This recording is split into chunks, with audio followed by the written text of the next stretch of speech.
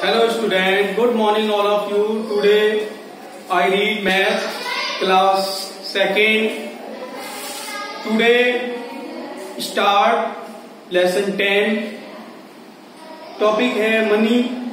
तो आज हम एक नया लेसन शुरू कर रहे हैं जिसमें मनी के बारे में ये चैप्टर में वर्णन है. फर्स्ट प्रैक्टिस है 10A. इसमें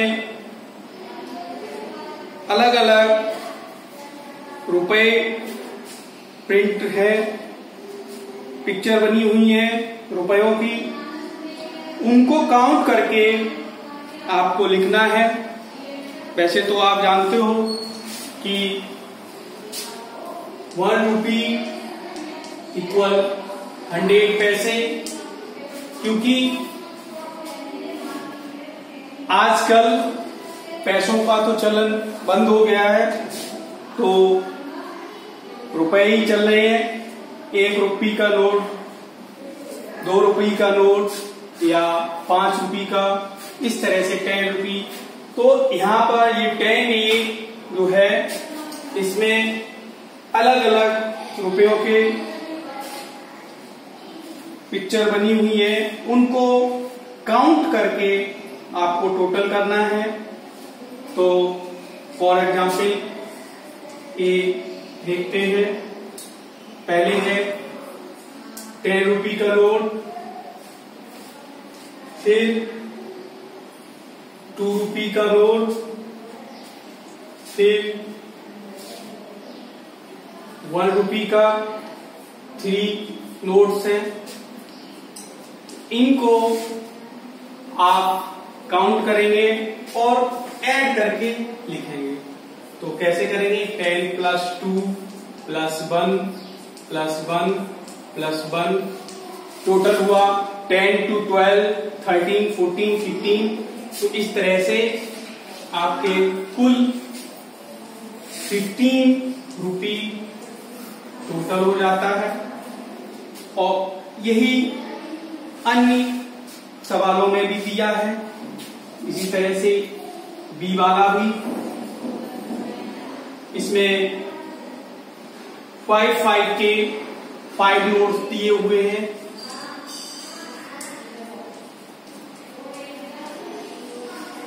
और इनको टोटल करना है. तो प्लस लगा के आप टोटल कर लेंगे. 1 2 3 4 5 5 5 जा 25. तो कुल अमाउंट आपका 25 रुपीज हो जाएगा. इसी तरह से C D E F ये जो क्वेश्चंस हैं आप सॉल्व कर लेंगे. अब आता है question 2, count and match.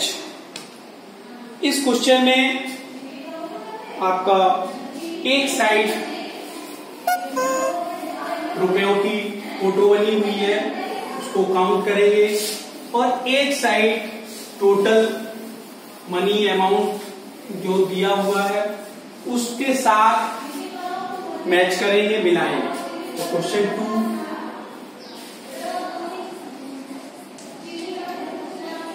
Match the given items to the correct amount.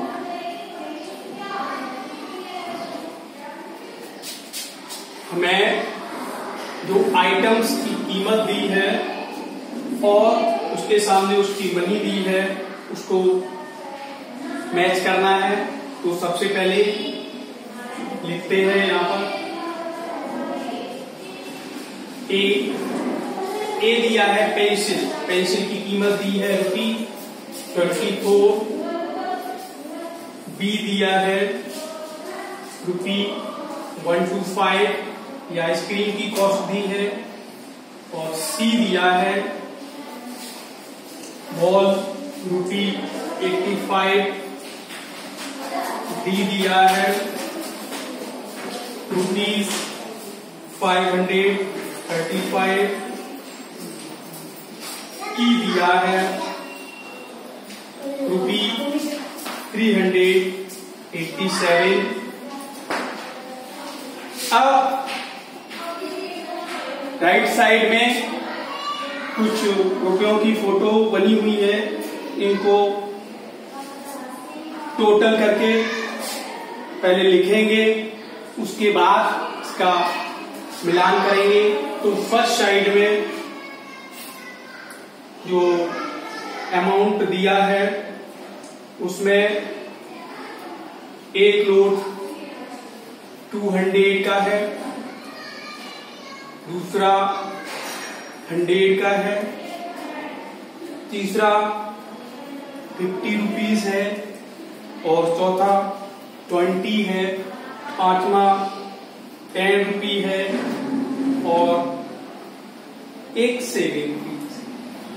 तो इन अमाउंट को, इन रुपीज को हम टोटल करेंगे तो कितना होता है 200 और 100, 300 इधर लिखा है, 300 लिख देंगे, 50, 60, 70, 80 और 7, तो इस तरह से 87 कुल अमाउंट आपका हो जाएगा 387। इसी तरह से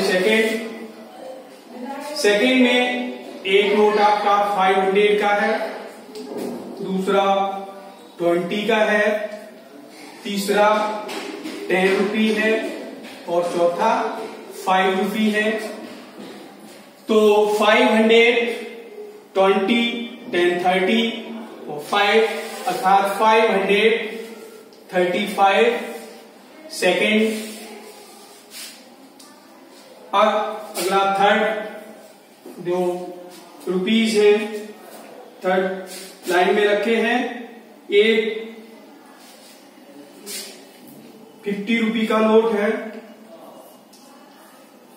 दूसरा नोट है 20 रुपी का और तीसरा है 10 का और 5 का। तो इसका टोटल अमाउंट करते हैं 50, 20, 70, 80 और 85। तो इस वाली थर्ड क्वेश्चन में 85 टोटल अमाउंट होगा। और फोर्थ में टोटल अमाउंट कितने रुपए है, पहला नोट 100 रुपी का है, दूसरा 20 का है, तीसरा 5 का है। तो टोटल अमाउंट 100, 120, 5, 125। एक लास्ट वाला 5 जो है उसमें 2 10 रुपी के नोट हैं और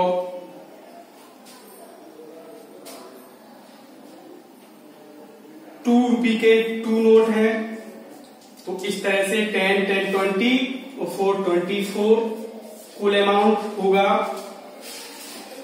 अब इसका जो अमाउंट आ रहा है, जो कॉस्ट में जितनी वस्तु में ऊपर अमाउंट पड़ा है, कॉस्ट पड़ी है, उससे उसका मिलान करना है।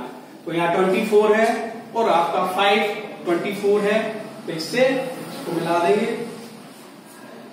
इसी तरह से 125, तो 125 आइसक्रीम पर कॉस्ट पड़ा है आपका 125, यहाँ पर 4 रुपीज। अब सी वाला 85 अमाउंट है।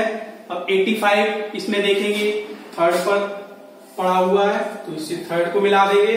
85 की बॉल की कॉस्ट है 85 रुपीज, तो थर्ड वाले से मिला देते हैं। अब क्वेश्चन डी में 535 कॉस्ट पड़ी है, अर्थात इस 535 के शूज हैं। तो डी का जो मिलान है हम सेकेंड में करेंगे 535 से, तो इससे ये मैचिंग हो जाएगी। अब लास्ट 387 की डॉल है, तो 387 फर्स्ट से मिला देंगे। इस तरह से आप जो भी टोटल अमाउंट मनी है उससे कॉस्ट ऑफ आइटम से मैच कर लेंगे और क्वेश्चन 2 कंप्लीट हो जाएगा। अब आता है क्वेश्चन 3। क्वेश्चन 3 में इसमें भी ये प्रॉब्लम टाइप्स का क्वेश्चन है। इसमें आइटम्स की कॉस्ट दी है, अकॉर्डिंग टू कॉस्ट कितना कस्टमर को रिटर्न किया मनी, उस बेस पर इस क्वेश्चन है। ए, इसमें दिया है a chocolate for ₹30 and a 5 pencil for 55। अर्थात उसने एक चॉकलेट खरीदी और चॉकलेट कितने की खरीदी? 30 रुपए की, और पेंसिल 5 रुपए की। तो आपके पास टोटल अमाउंट जो होता है 13 + 5 = 18। अब उसने 20 रुपए का नोट दिया। 20 रुपए का जब नोट आप शॉपकीपर को देंगे तो वो अपने 80 रुपीस इसमें से लेस कर देगा और आपको 2 रुपए रिटर्न कर देगा। तो यहां पर जो रिटर्न अमाउंट है वो अलग लिखना है और जो शॉपकीपर को आपने पेड किया है वो रुपीस की फोटो बनी है वो अलग लिखना है। इसी तरह से क्वेश्चन बी, केक की कॉस्ट दी है 250 और ब्रेड की कॉस्ट दी है 26। तो इसका टोटल अमाउंट करेंगे 6, 5 to 7, 276 कुल अमाउंट हो जाता है। अब उसके पास रुपी कितने हैं?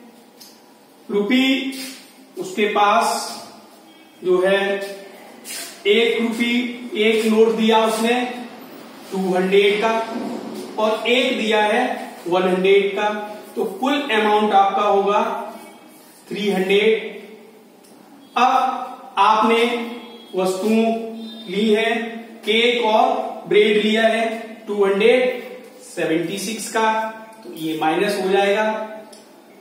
कैरी लेके माइनस करेंगे, यहां से कैरी ट्रांसफर यहां 10 प्लेस पर, यहां रह गया 2 और 10 प्लेस से कैरी लेंगे 1 प्लेस पर, यहां 9 आ जाएगा।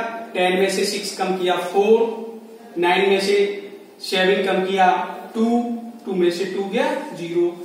इस तरह से 24 रुपीस जो शॉपकीपर है आपको रिटर्न करेगा। अब वो ये पूछ रहा है कितने कितने रुपए 24 कितने रुपए के नोट वो वापस करेगा। तो 24 के यदि वह नोट वापस करेगा तो 5 रुपी नोट कितने होंगे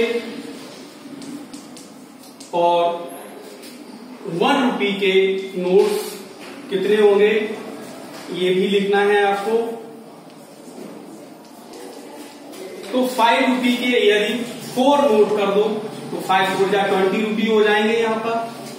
अब बचे 4 तो 4 रुपी का 1 नोट हो जाएगा। तो इस तरह से जो शॉपकीपर है आपको 24 रुपी रिटर्न कर देगा। इसी तरह से क्वेश्चन सी है। सी में आइसक्रीम की कॉस्ट दी है 70 रुपी और क्रेयॉन्स की कॉस्ट दी है 55 रुपी। तो टोटल इसमें ऐड करते हैं 5, 0, 5, 7, 5, 12।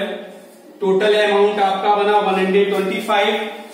अब 125 रुपीस का आपने सामान जब कस्टम शॉपकीपर से परचेज कर लिया, तो आपने एक 100 रुपये का नोट दिया और एक 200 रुपये के नोट दिए तो 200 हो जाएंगे, और एक 5 रुपये का नोट दिया है तो 205 रुपीज टोटल हो जाएंगे। अब आपने सामान कितने का खरीदा? सामान खरीदा 125 रुपये का, तो इसमें से वो लेस कर लेगा 125। 205 में से 125 माइनस करते हैं, 5 में से 5 लेस किया 0, यहां से कैरी लेंगे 10 में से 2 लेस किया 8। तो इस तरह से शॉपकीपर आपको 80 रुपये रिटर्न कर देगा। वो भी कितने कितने रुपये के नोट देगा, ये भी शर्त है उसमें। तो 10 रुपये के नोट कितने देगा और 5 रुपये के नोट कितने देगा?